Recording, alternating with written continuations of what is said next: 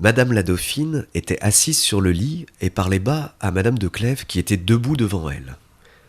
Madame de Clèves aperçut, par un des rideaux qui n'était qu'à demi fermé, Monsieur de Nemours, le dos contre la table, qui est au pied du lit. Et elle vit que, sans tourner la tête, il prenait adroitement quelque chose sur cette table. Elle n'eut pas de peine à deviner que c'était son portrait. Et elle en fut si troublée que Madame la Dauphine remarqua qu'elle ne l'écoutait pas, et lui demanda tout haut ce qu'elle regardait. Monsieur de Nemours se tourna à ces paroles. Il rencontra les yeux de Madame de Clèves, qui étaient encore attachés sur lui, et il pensa qu'il n'était pas impossible qu'elle eût vu ce qu'il venait de faire.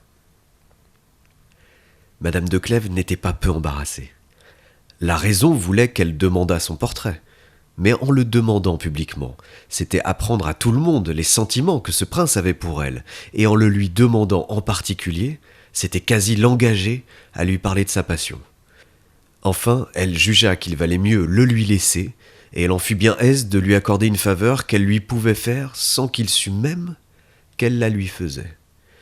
Monsieur de Nemours, qui remarquait son embarras et qui en devinait quasi la cause, s'approcha d'elle et lui dit tout bas : « Si vous avez vu ce que j'ai osé faire, ayez la bonté, madame, de me laisser croire que vous l'ignorez.